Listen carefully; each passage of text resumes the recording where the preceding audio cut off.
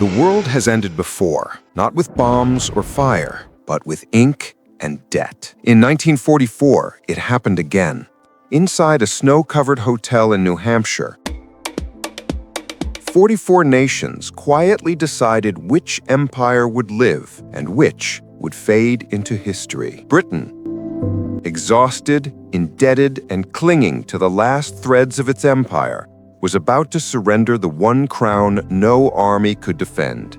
King Harry, if for thy ransom thou wilt now come down. Financial dominance. The pound sterling, the currency that ruled oceans and colonies, would soon bow to a rising rival, the American dollar.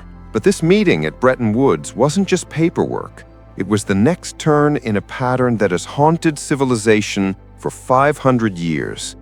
Empires rise, print promises, and drown in the trust they create. Every world currency, from Lisbon's silver to London's gold, follows the same fatal rhythm: invention, glory, excess, collapse. To see how inevitable this was, we need to sail backward, centuries before the microphones in marble halls, to the first empire that turned metal into global faith. The year was 1450. Europe was fractured, trade was perilous, and maps still had monsters at their edges. Then came Portugal, a sliver of land that dared to conquer the oceans. Its ships didn't just carry spices, they carried the birth certificate of modern money. The Portuguese real became the passport of trust, accepted from the coasts of Africa to the markets of India and China. In Lisbon, gold gleamed, silk flowed, and the world seemed limitless. But success is the most expensive addiction in history. Portugal built forts on 4 continents, fought endless wars, and watched its silver turn into smoke. When a royal crisis split its throne, the empire that discovered the world lost control of its own.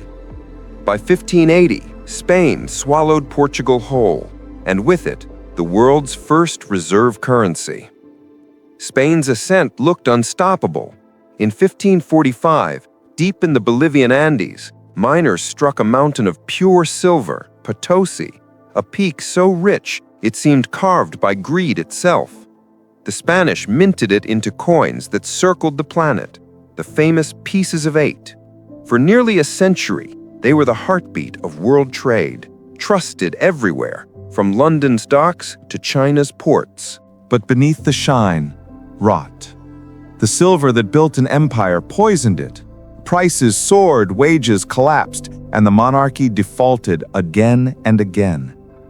By 1641, the mountain was nearly empty, the coffers bare, and the empire that had ruled the world's wealth found itself bankrupt, another victim of its own excess. Yet the story didn't end there. From the fog-covered canals of Amsterdam, a new power was preparing to rewrite the rules of money, not with gold, but with paper, credit, and trust itself. Amsterdam didn't conquer with swords, it conquered with receipts. By the early 1600s, the Dutch Republic had turned trade into an art form and finance into science. Their ships dominated the seas, but their real empire was invisible, written in ledgers, contracts, and credit slips that flowed through the city like tides. The Bank of Amsterdam became the heartbeat of this new order. For the first time in history, merchants could settle debts between continents without ever touching metal. Gold and silver sat idle in vaults, while paper promises, reliable, transferable, trusted, moved faster than any fleet. Out of this alchemy, modern capitalism was born. The Dutch invented the stock exchange, the publicly traded company, and the insurance systems that made risk profitable. The guilder became the language of trade, accepted from the Caribbean to the East Indies. For 80 years, the Netherlands was small in land, but vast in reach, a financial supernova that made kings look like amateurs. But prosperity has a predator: ambition. As the Dutch grew wealthy, they grew confident. And when the British challenged their trade routes, Amsterdam answered with war. 4 brutal Anglo-Dutch wars drained their treasury, shattered their fleets, and exposed their limits. By the late 1700s, their currency was fading, their merchants overextended, and the empire that once ran the world's money was running out of it. Across the Channel, a new power was watching, patient, industrial, and ruthless. Britain had learned from everyone before it. From Portugal, it learned navigation. From Spain, extraction. From the Dutch, finance. Now it would combine them all and build the first truly global financial empire. By the 1720s, the British pound was more than money. It was identity. It was the symbol of stability in a chaotic world, backed by industrial might, disciplined governance, and an empire that stretched across a quarter of the planet. In London, insurance houses, trading companies, and banks turned colonial plunder into global profit. The sun never set on the British Empire, and neither did the pound. Gold became its backbone.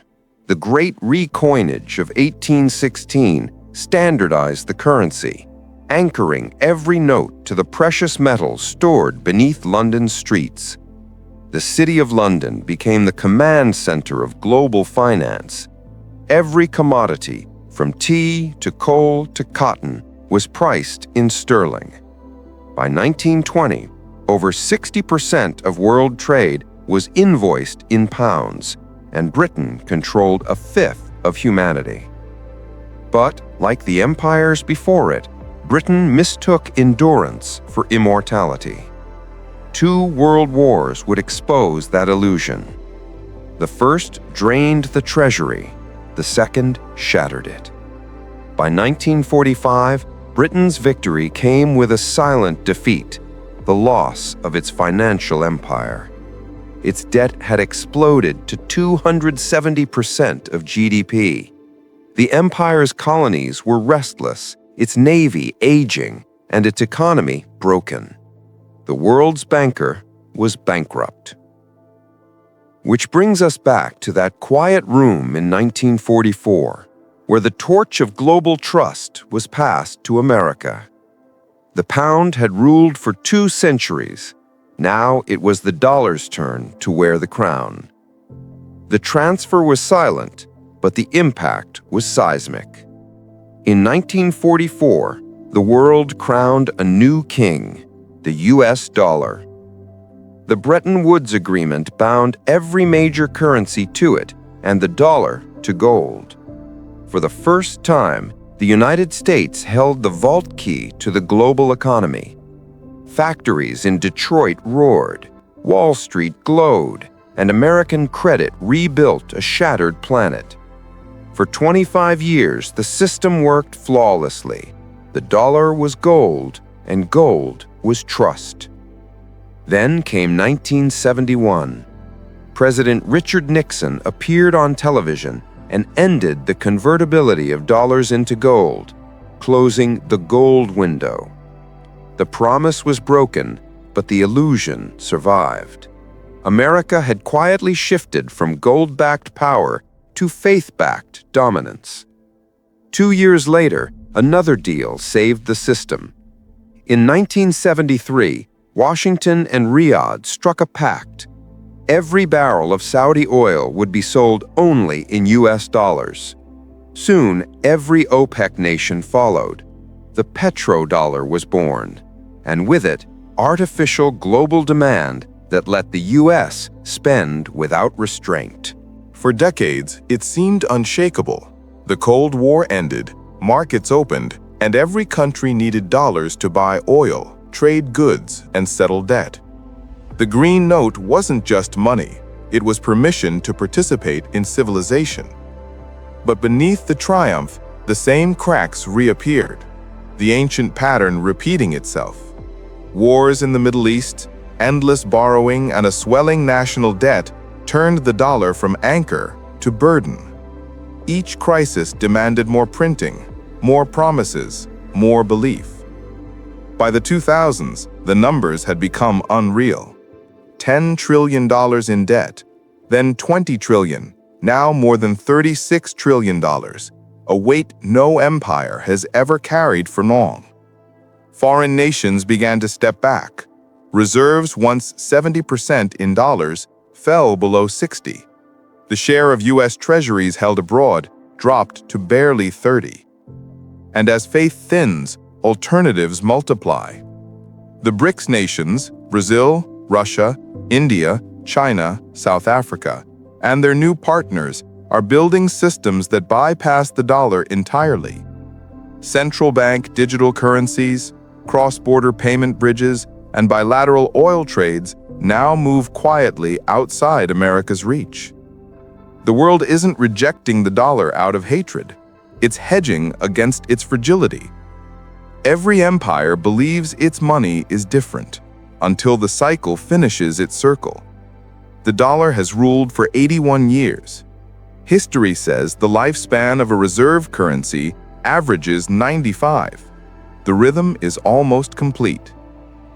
Every empire believes it can outrun history, but history is patient. From Lisbon's silver to London's gold, from Dutch guilders to American dollars, the cycle has never broken.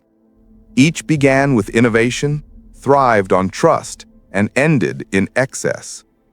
Now the dollar stands where every great currency once stood, still powerful, still trusted, but trembling under the same weight that crushed the rest: debt, ambition, and denial. Maybe the next chapter belongs to China, maybe to a digital network no flag can claim, or maybe to a world without a single master currency at all. But one truth never changes: money is never just money. It's faith written on paper, belief stamped in metal, trust measured in time. And when that trust runs out, the empire it built follows. History doesn't end, it resets. And somewhere in a quiet room like Bretton Woods, the next empire is already being born.